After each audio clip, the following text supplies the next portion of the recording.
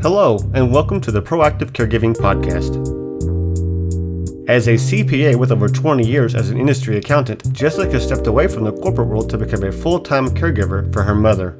Having learned invaluable lessons along the way, she is now here to share those with you and to invite you to join her on this caregiver's journey. Here is your host, Jessica Cannon.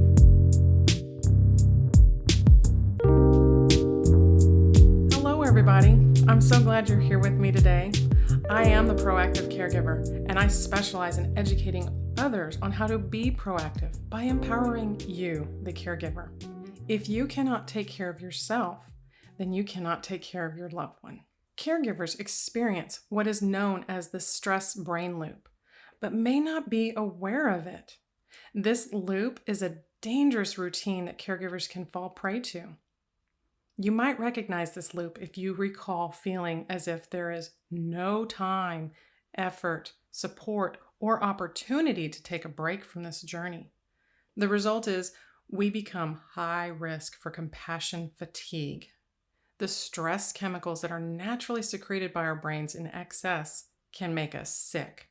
Studies have shown that chronic stress can shrink the brain and our hippocampus. The hippocampus is a key brain region in the emotional brain network and plays a significant role in social cognition and emotion processing. This particular chemical I'm referring to is cortisol. This hormone is our body's natural response to stress to aid us in what is known as the fight or flight mode. The problem with having too much of a good thing or living with excess cortisol in our bodies is the neurological effect of stress. Over time, we adapt to high stress and anxiety-filled routines as caregivers. Our bodies begin to function under a cortisol-dominant state. This way of living induces inadequate sleep, poor eating habits, and emotional distress. As we remain in this cortisol dominance, it will also affect our natural ability with learning, attention span, and memory. So what do we do to slow this cortisol dominance and help our bodies return to a calmer state of being? I asked my colleague, Ellen Jolley, to join me today to share another resource for caregivers. Ellen is a board-certified hypnotherapist, as well as the owner and founder of Capstone Hypnosis. As a resilience coach and CPA, she is able to help her clients build confidence and overcome stress and anxiety from being overwhelmed. Her clients have been able to release internal blocks that keep them from achieving their higher levels of emotional strength. The resilience coaching and hypnotherapy work that she does is incredible. So much, it made a huge impact in her life as well. Many years ago, after a divorce left her in a state of excruciating guilt and anxiety, she sought counseling. The counseling helped, but it didn't address the root problem. Hypnosis helped her to initiate real positive change. It is for this reason that she decided to shift her 20-year career as a tax accountant to pursue helping others through hypnotherapy and transformation coaching.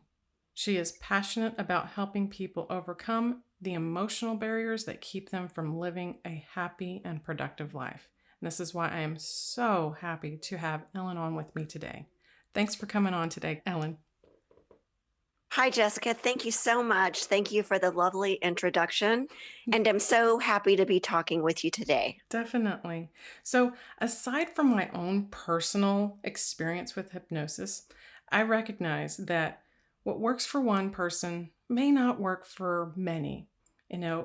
Although meditation and yoga, for example, they were my go-tos for the whole mindfulness practice, that's something that came in after the fact. And in addition to continued therapy. So my question is, after your divorce, how did you discover this healing effect of hypnotherapy? That's a great question. So I was divorced. I've been divorced for 12 years now. And it took about 9 or 10 years of failed relationships after my divorce, and just not really being able to engage fully in life the way that I wanted to. Mm. So a friend suggested that I try hypnotherapy, and I was reluctant and I Mm. was skeptical because I had been through counseling and it didn't really seem to help. So I didn't know how hypnotherapy would help. But I thought, you know what, I'm going to give it a try. Mhm. So I found a hypnotherapist and we developed a great rapport from the beginning. After my first session, I remember driving away from her office feeling so empowered, Mm. so alive, and just I had this internal feeling that I could achieve anything that I wanted. And the thing is, with hypnotherapy, you have to listen to your session every single day Mhm. because repetition makes a difference. Because we're now this is kind of a scary term that I'm going to use, but we're rewiring the subconscious brain. Right. That's why when we make these changes through hypnosis, it seems very natural and instinctive. Mhm. But to get back to my story, I left her office feeling so empowered. And then I couldn't wait to get the link to my recording so that I could listen to it. And it was like a ritual for me to Mm. listen to that recording every single day. It was really a part of my, I'll say, recovery Mhm. and healing myself. It was a profound experience for me. Absolutely. Because, and I can see exactly now, as you're saying, re listening to that recording, anytime someone makes a change and they're trying really hard for diets, for example, it takes us at least 21 days to form a new habit, right? And so That's right. that consistency of you having the appointment and then following up with re listening to the actual appointment, that's just reinforcing that habit. It is, and even emotions can become habits. Mm-hmm. It's interesting because there's the habit loop. There's a trigger, some trigger, and then there's the routine, and then the reward. And emotions work that way too. Mm-hmm. I talk about worrying at night and how to sleep better by not worrying at night. Well, how do you not worry? It's kind of Right. like saying, don't think of the 6 orange penguins in the room. As soon as you say don't do something, you're going to just think about doing it. Of So course. my suggestion there is to move that worry habit. It's a habit. So Mm-hmm. move it to a different time of the day. Give yourself an hour or however long you deem necessary to worry. Maybe it's 9 o'clock in the morning. I'm going to worry about a certain subject for 20 minutes Mm-hmm. and then you're done. And by moving it to a different time of the day, you're moving that habit. And being able to move that habit means you can effectively retrain your brain. That's exactly right. And there are some other things that go along with that. For example, keeping a journal. Mm-hmm. And whenever you keep that journal, you write your worry thoughts in that journal, whatever they are. Mm-hmm. Just write them out in detail. And then by doing that, by writing in the journal, it's a purge. It's kind of an emotional purge. But that's not all that you can do with the journal. The third thing is to go back and analyze those worry thoughts Mm-hmm. and ask yourself, is this something that I can do anything about? And if it is, then take steps, make a plan to do whatever you can do. But we kind of go back to the serenity prayer. Mm-hmm. If God grant me the wisdom to change what I can, if I can't, then let it go. And I know that's easier said than done. Absolutely. Right. Yeah. And that's where this resilience comes in, and analyzing those thoughts and really, really, really, really breaking them down, unboxing them, and getting down to the core root cause of what's causing those thoughts. Exactly. And I love that you say it that way, because letting go. So that was something that just before I stepped away from the corporate world, I started to get that image in my mind of, for me, it was Jesus telling me, let it go, let it go, let it go. And it frustrated me because I thought, what am I supposed to let go of? What am Sure. I hanging so tightly onto? And or are you trying to tell me to let go of my job, let go of my source of income, let go of my career, let go of my dreams? I mean, what am I letting go of? But I didn't recognize that I had so much to let go of until I started my own process of hypnosis. And then It's realized amazing. it is incredible because through this process, I could finally see what it was, the root cause of what it was that I was hanging on to so tightly. And ironically, for me, my root cause was childhood trauma from sexual abuse. And Hmm. that childhood trauma affected me as an adult. And I had no idea I was on this autopilot path that I was just kind of existing and doing. When you talk about the resilience, I saw this as, that's the difference between book smarts and street smarts. And I've got my street smarts and my book smarts, and I can push through. But when I started to actually get to that root cause, I realized it was something entirely different. Yes, absolutely. Absolutely. And resilience isn't that you'll never have anxiety, stress, or overwhelm or sadness ever again. Right. It's that you can go on in spite of those things. Hmm. But resilience really is connecting the dots of those feelings, connecting the actual physical symptoms that you have in the body to the thoughts that we're having. Hmm.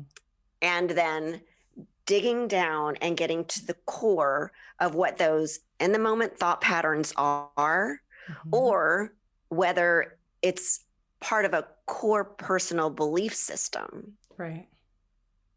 Right. Because I had two of those.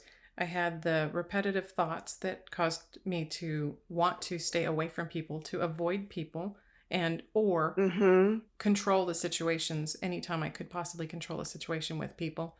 And then the other part was the core value system that I grew up with. And Absolutely. it wasn't bad necessarily because I did get a lot of benefit from some protection, but after a period of time, I had to really reevaluate that core value system to see, okay, this is no longer helping me. It was kind of a manipulation that was keeping me from reaching the higher potential and going above and beyond those mental blockages. Amazing. How did you come to that realization, Jessica, that core value system that you learned as a child, and that's a lot where we learn those. We learn them as we're growing Exactly. up from our family, but then there's also the societal Right. core personal values that are thrust upon us. And it's hard to understand, or it's hard to accept that maybe that personal value system isn't serving me anymore. Right. And how do I let go of that? How did you come to that determination for yourself? So I was in a situation, first going through therapy for a couple of years actually, and kind of picking apart and going one moment by moment and breaking it apart and actually looking at that, seeing it for what it was, and then going back and trying to look at it in a different perspective. It's like mentally being in a room, seeing yourself, this is what happened. Now we're going to take a deep breath and we're going to try and shift in that room mentally. And now I want you to see it a different way. And so Yes. looking at it and understanding it, because there is the story I told myself for years that helped me sleep at night, that helped me function in the day. When these flashbacks would come into my mind, something would happen at work or while I was caring for mom, and these flashbacks would start coming into my mind. And at first it was kind of like, what in the world? Why am I having these feelings of anxiety? The moment that I was in didn't connect to it, but somehow it was triggering something. And the first instinct was to avoid it, ignore it, cover it up, shove it back down. Mm-hmm. And Mm-hmm. that obviously didn't help me. And it actually created some more friction. So arguments, easy little petty arguments would come up between me and mom, for example, or even with my family or coworkers and managers, even at some point, that I was fighting from that old past mindset. And so then Yes. I finally, eventually, along the way, being able to reframe that image of what happened and retell the story in a different way, a more, not that I was, and I don't want to say retell the story, like I wasn't recreating it so that I was lying to myself. It was just taking it from what I felt was the victim story to just a neutral person in it to see what actually I happened. Yeah. I So, love that you say that, because you go back and kind of witness it again, mhm, but learn to interact with it. From my personal experience, I learned to interact with those. I had some trauma in my childhood also that I can tell you about in a little bit. But yeah, I had to learn to view it from an adult's perspective right. as opposed to a 10-year-old perspective. Exactly. And that's what it was. So that scared inner child that I had was viewing the world as an adult and trying to make sense of all of it. And so I had a moment that I was on a phone conversation, and thankfully it wasn't in person, but it was a phone conversation. And the response to this, what felt like a personal attack on the phone, I, in the moment, suddenly was able to realize, pause, stop. This person is not attacking me. This person is having a hard day. She's not talking to you personally and in this negative way, but you are reacting to her negatively because she's making you feel like that old scenario, one of those many Sure. old scenarios. So then I was able to function with that. And it just so happened in that day, in that moment, when I was having this stress reaction, even though I was aware of it, so I wasn't stressing as much as I normally would have. It was just less stress, and I was aware of what was happening. And thankfully, I had a follow up phone call with the therapist. And in this moment, he was like, "What's going on? What's happening?" Well, this is, and I was able to talk through this is the conversation that took place. And he was like, "Before we even address any of that, let's take some deep breaths." And we just did some recentering. And once I kind of calmed back down, then we talked through that moment. And then I realized this was connected. That reaction that I was having was connected to old programming. And that old programming were the old core values that I grew up with. And so the connection there was made that, and it's not just old family core values, it's sometimes it's what you're taught in the corporate world. They That's teach right. this sense of loyalty, and we're a family network, and we're together, we're a team, and they pile you on with all kinds of um, responsibilities and obligations and demands and deadlines and all this stuff because, we're family, right?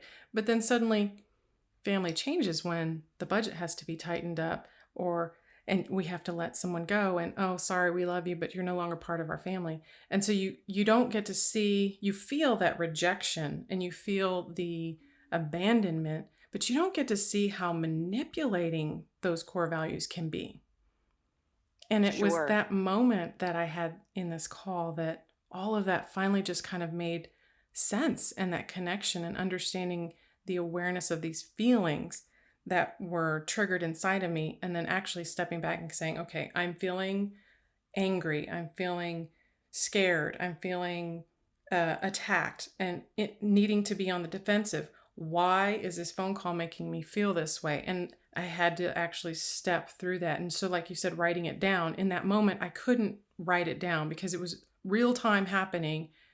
But being able to talk about it and put words to it and say, this phone call, instead of saying like I would have done before, that call, that person just pissed me off. I had to Right. turn back around and say, that phone call made me feel anxious. That phone call made me feel rejected. That phone call made me feel under attack. And I was able to put words to it in a different way.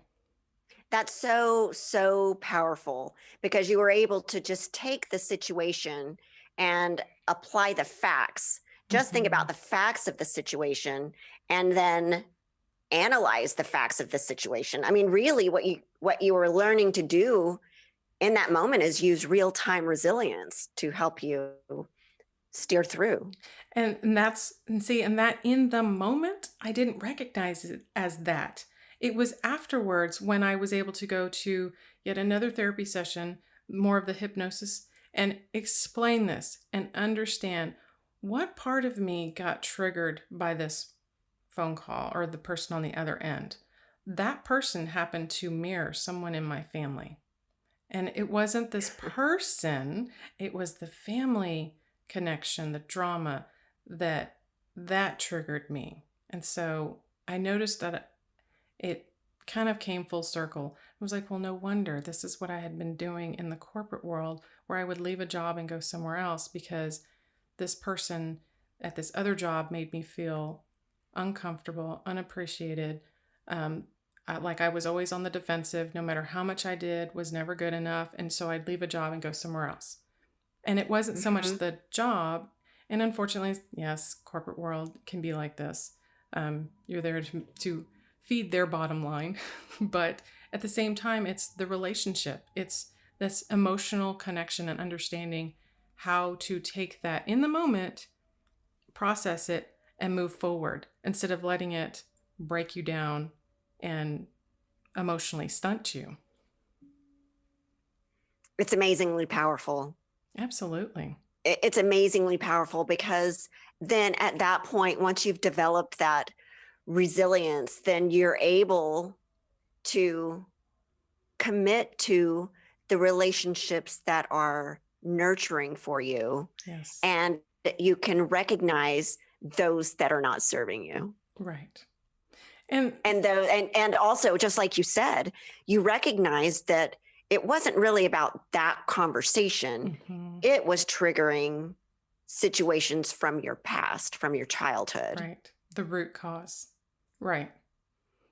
Yeah.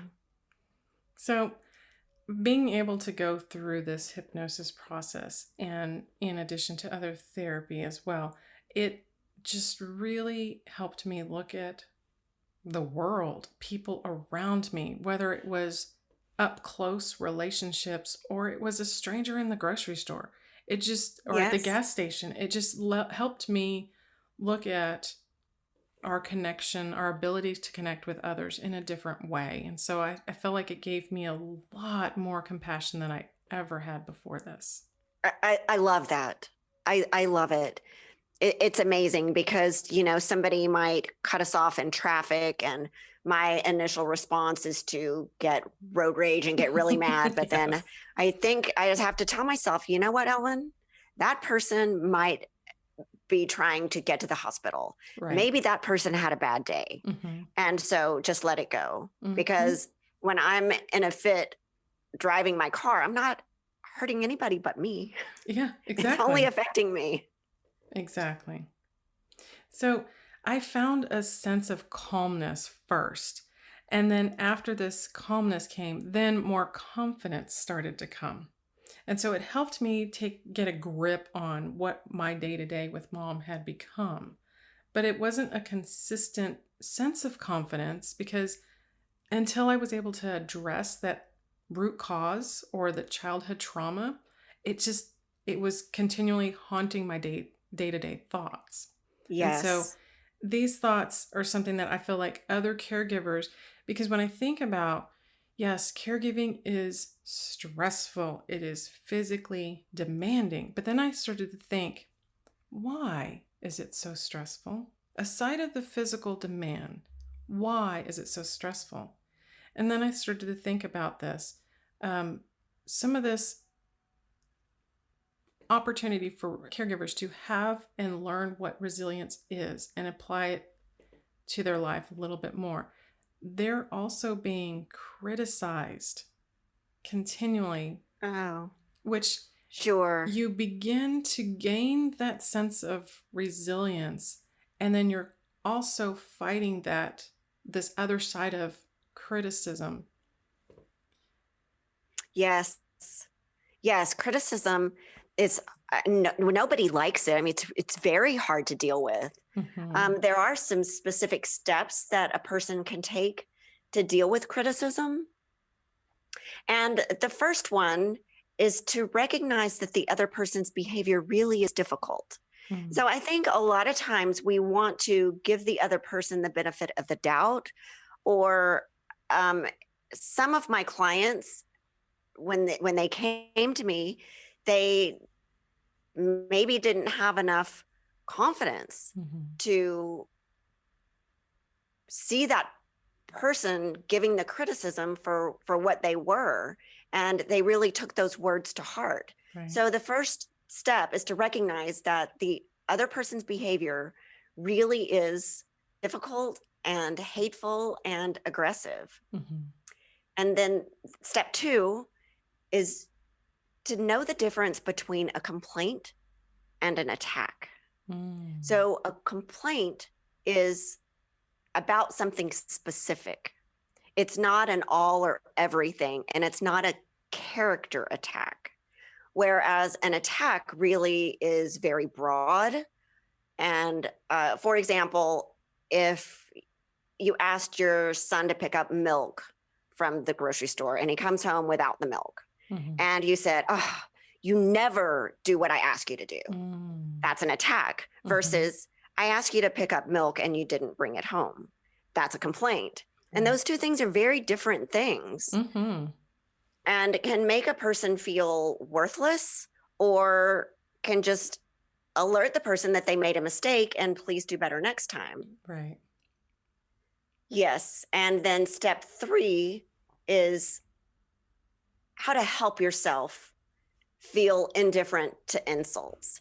And hypnotherapy is fantastic for this, because you can do a little bit of, I guess I'll call it role play, or practicing in your head. If you remember a situation where there was criticism and it hurt you, you can close your eyes and go back to that time. Just kind of play it again in your head, but from a distance. Imagine that you're watching it like a movie on a big movie theater screen. Right. And then notice whenever those criticisms and insults start to come, see yourself feeling indifferent to them, kind of like water off a duck's back. And the more that you practice this in your mind, the easier it becomes for real life. Yes, absolutely. And I think that's what I eventually started to do, and be able to, because part of gaining that sense of compassion, understanding, like you said, with the road rage, they might be trying to get to the hospital and they didn't mean to cut me off. And so that reframing it and seeing the difference between what is the statement or the action versus the attack, like my phone call, Yes. made a world of difference for me. Yes. And it's amazing how it can work this way. And I know that in my past, I've watched people who were so very calm and kind, and adversity didn't seem to faze them at all. And I would always think, how in the world? And,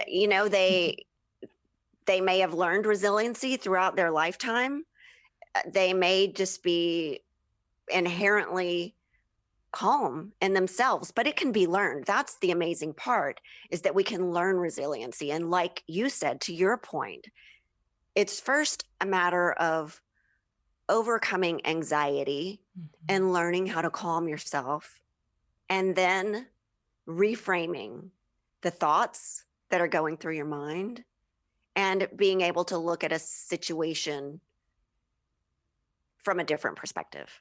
Right. Exactly. And that's where, for me, and this is also what I realized, not only myself when as a full-time caregiver, but other caregivers. So caregivers often hear insults from their loved ones who have either dementia, some form of dementia, or a critical family member. And hearing these things, it's hard to not take these insults, or whether they were intended to be an insult or not. Sometimes we automatically project, and we feel that because of our past traumas, or even present traumas. Because I can say, for one, our insane Texas winter storm, that caused Oh, some yes, trauma. it was. So, and It there was was. there was a lot of reframing in that I had to There do. was a lot of me telling myself, you are okay. And there are a lot of other people who have it worse than you. So Exactly.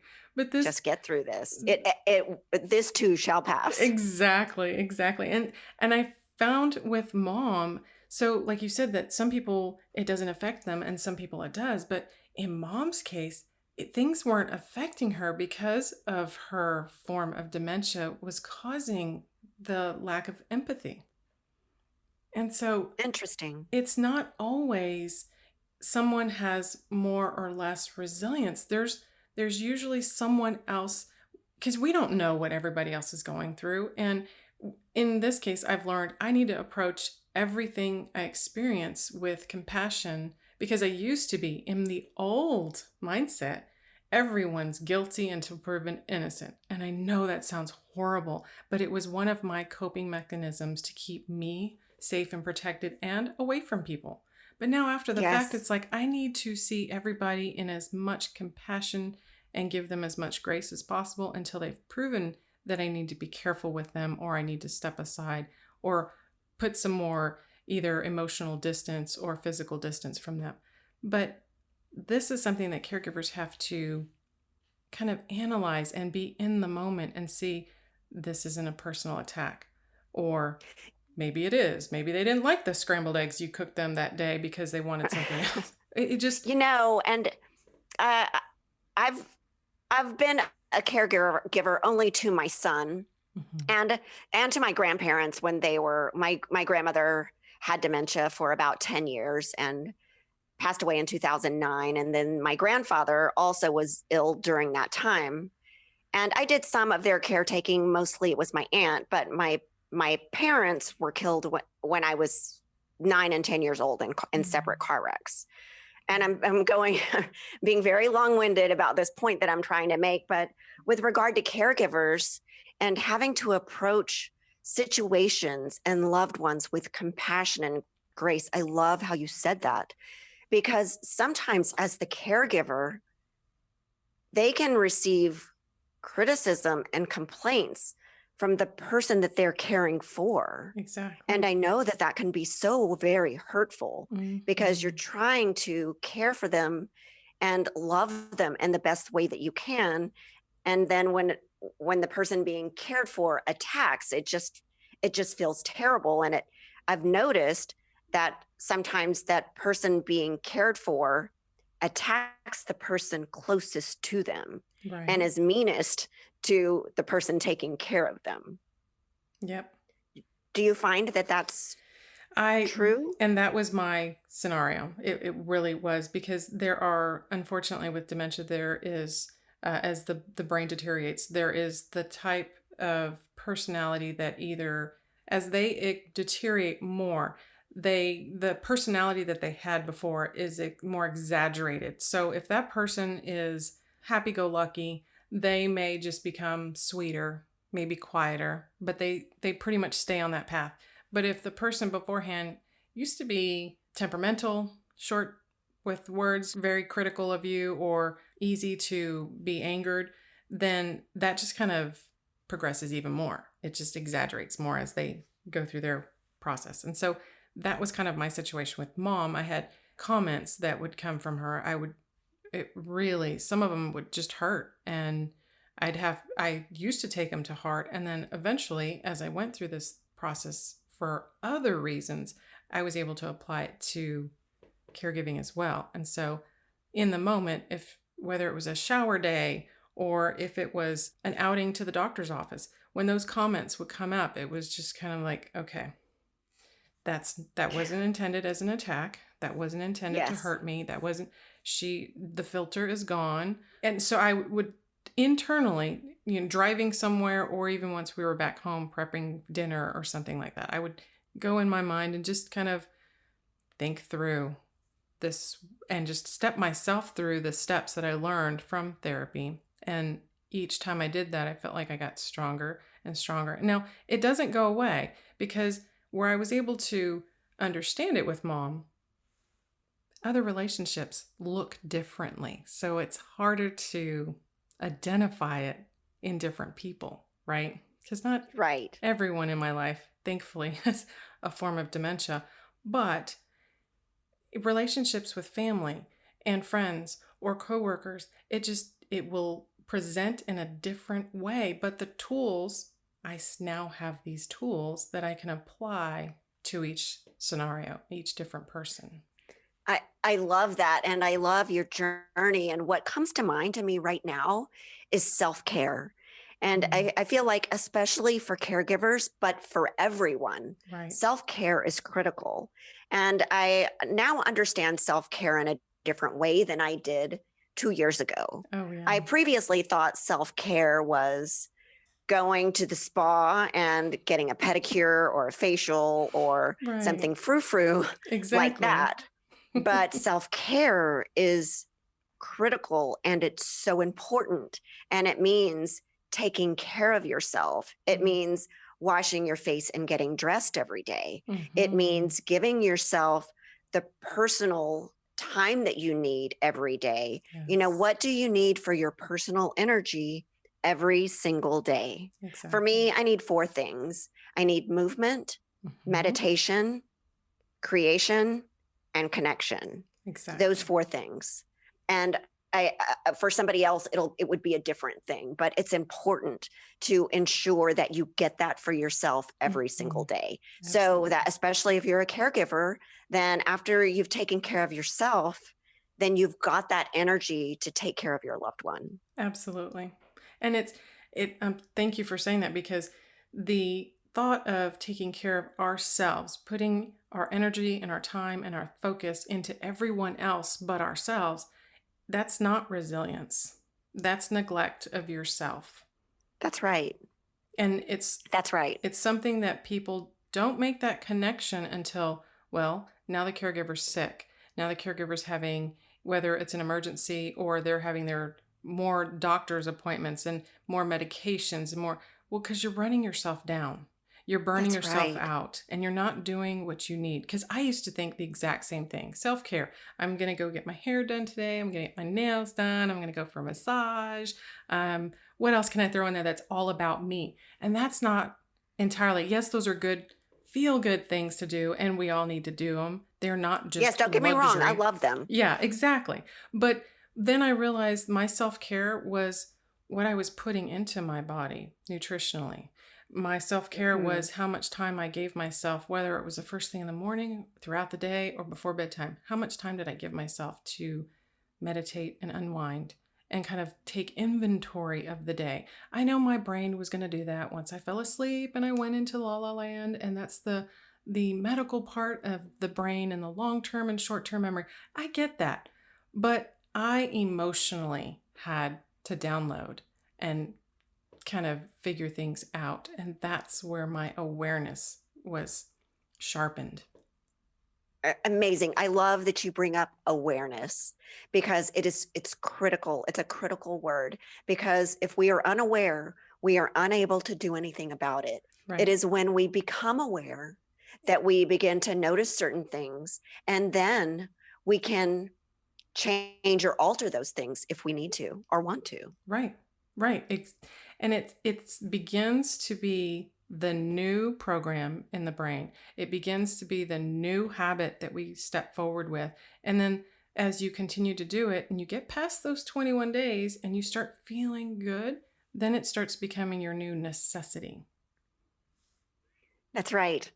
And then even enjoy it. Right. I know I enjoy self-care so much more than I used to. I love my meditation time. I love my movement or my workout time, even creation. Right. I use it to write content and create content, and it's for my business. I have to do it, Right. but also it's very personal for me. I write all of my own content, and it comes from me, and so it's not only inspirational, but it's therapeutic. Absolutely. Yes. And that's yet another area I noticed the difference. My writing before therapy and my writing after therapy. It was a big difference. The style of writing, the honesty, the ability that even if I'm not face to face with someone who's reading it, I know I'm connecting with that person who's going to read it later, and hopefully it resonates with them, and the message that I intended is actually coming across, as opposed to that angry, naggy, bitchy, emotional person Yeah. that was before, that wouldn't get an intended message across effectively I, anyways. I love it. I love it. And not only is it therapeutic in that it's a purge, but then we can go back later and analyze those thoughts Mm-hmm. and figure out what they mean. Was it anger? Was it sadness? Was it guilt? Yes. Was it anxiety and fear, or was it embarrassment? Those are the 5 basic emotions. Mm-hmm. And by writing down our thoughts, we can figure out, okay, what is this stemming from? And then go even further in analyzing what you can do about it. Right. And that's feeling that there is something that I can do about it reduces my stress and anxiety. Because then I feel like I can make a difference in it. It's not just happening to me. It's not just yet another experience that I feel is happening for whatever reason. Did I cause this? Is this, because I do believe things happen for a reason, but understanding what that reason is and what I'm supposed to take from it, and feeling like I have no control over what that reason is, it changes. And so I noticed when I went back to some of my early writing, when I first stepped away from the corporate world and I first started writing, reading some of that old stuff and reading it now and rewriting some of it to kind of get, now that I have that different perspective, oh my gosh, I was just amazed to see how much anger and disgust and where my mind was coming out of that first step away from the corporate world. And now feeling like, okay, I have purpose in life. I have reason to be here. And now it's not just all about mom anymore. Mom is part of it, but it's not all about her. Yeah, that's right.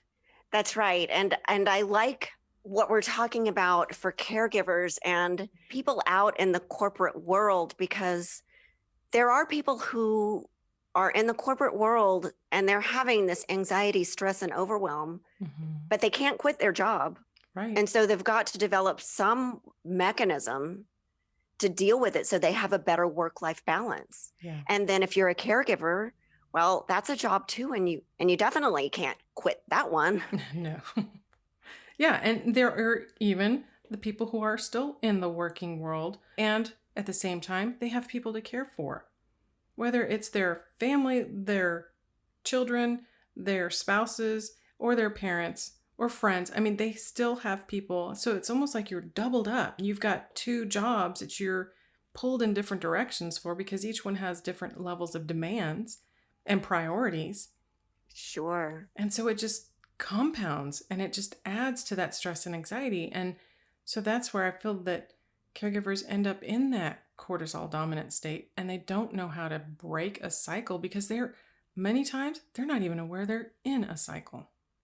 I like that you said that, the cycle, it's the habit, because, our brain creates habits and we might not even be aware of that habit or the cycle. Right. So one of the things that I didn't realize I was doing until I was going over some of your material as a helpful hint, it was called the emotional freedom technique, or the tapping. Yes. And so I wanted caregivers to know of this, because when I read through the material, I thought this is perfect. And then I realized, oh my gosh, I was kind of doing this, and I know it's a stress reliever, but it's also one of the things that I consider a self-soothing technique, because the tapping points, I may not have been hitting the points that you had mentioned, but I realized I was tapping my fingertips, and even, of course, you can't see me right now, but during some of the podcasts, I tap my fingertips because it's a stress reliever when I get nervous. Mm-hmm. Yes, I love it. And I've used this for myself, and it's akin to acupressure because we're activating the energy centers of the body. And if you'd like for me to go through the tapping points, I definitely can. I have my own story about EFT or tapping. I was skeptical of it, of course, until I tried it. And the first, this is a true story, but the first way that it helped me, truly helped me, was lower back pain. I, for years, have had this chronic lower back pain that's probably due to stress. And it was extremely painful one afternoon. So I thought, okay, I'm going to tap this out. I did several rounds of tapping, and it absolutely relieved the pain. Wow. I didn't tap long enough to really get to the root cause of the pain, but it's possible. And so it relieved my pain for a good couple of hours before it gradually started coming back. And then I would tap again and the pain would go away. So it absolutely did work in a very physical way for me. And it can work in a very physical way for anxiety. And I've used it for anxiety as well. It's amazing because not only are you activating those energy centers, physically releasing the anxiety, but you're distracting yourself in the moment and you're focusing on the tapping. You're, counting as you go, and you've got these statements that you're saying to yourself, and the statements are not as important as the tapping, but as you're doing the sequence, then be ready for what comes up, because something might come up that you need to deal with. And it might be something that's uncomfortable. But it's going to get down. You're going to peel away the layers until you get to the root cause of that anxiety. And it's just amazing because, first of all, it's free. You can do it anywhere, anytime, and it works. So can you tell me a few of the tapping parts, the energy parts? Yes, absolutely. So the first spot is the side of the hand. It's that fleshy part of the hand. So I use my left hand and I just kind of do a palm toward my face, and I'm looking at my palm. I take my right hand and I just tap on the side of the palm. It's called the karate chop point. And here is where we love and accept ourselves. And so I might say, even though I'm feeling this anxiety, I fully and deeply love and accept myself. So we're putting ourselves at ease. We are accepting whatever it is. We're loving ourselves from the very first moment. And the second tapping point is the eyebrow. So if you put your middle finger there where your eyebrow begins, kind of by your nose, but just above the corner of your eye, tap there and say, oh, this anxiety. And remember that the words are less important than the actual tapping. And then the side of the eye. So if you follow your brow around that bone, you get to the side of the eye, you tap there, 7 to 10 times on each spot. And you can say, this anxiety, I'm feeling so anxious right now. And then under the eye, you go just below the iris and tap on the cheekbone. The next tapping point is under the nose, just above the lip. Oh, this anxiety. And then the chin. So it's between the chin and the lip. It's that crease there. Right. This anxiety is really bothering me today. And then go to the collarbone, and you can use your whole palm here. This is what I do, and tap 7 to 10 times, repeating any phrase that you would like, anything about the anxiety, whatever's you're feeling, whatever comes up. Oh, this anxiety. I hate this anxiety. And then under the arm, it's about a hand width below the armpit, kind of where your bra strap is, and tap there with I use my whole hand to tap there, or you can use your fingertips, whatever is easiest for you. And then the last point is the top of the head. So repeat this sequence 5 to 8 times until you notice a difference. And you can repeat this for as long as needed. But it's a way to kind of get you out of your head and into the moment. Love that.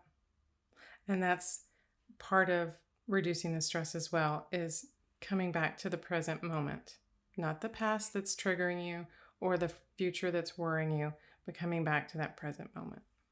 That's right. That's right. And I'm going to produce a video of this because it's easier to watch somebody do it the first time with the words. And I'll be posting that on my YouTube channel in the near future. Cool. Good. So on that note, how do our listeners find you then? Yes. Thank you for asking me that question. The best place to find me and to reach out to me is my website, which is capstonehypnosis.com. Also, I can be emailed at ellen@capstonehypnosis.com. And then I'm on the social media. I have a Facebook page, Capstone Hypnosis. I am on Instagram. You can find me on LinkedIn under Ellen Jolley. And then also my YouTube channel, the channel is Ellen Jolley. Nice. Ellen, thank you so much for sharing this information with us today. I know the caregivers will benefit from hypnosis. It's something that if someone is reluctant to try yoga and meditation, this is definitely an alternative and a very beneficial alternative for them to look forward to. Thank you. I appreciate so much talking with you today. It's been a pleasure. Absolutely. Same here.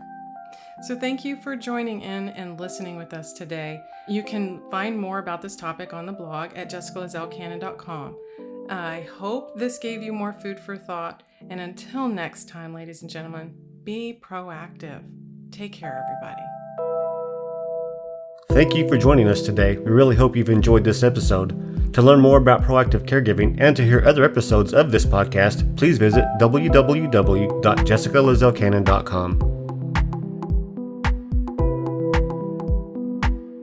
This podcast is produced by Cannon Light Media, LLC, www.cannonlightmedia.com. Music provided by Chris Paradise.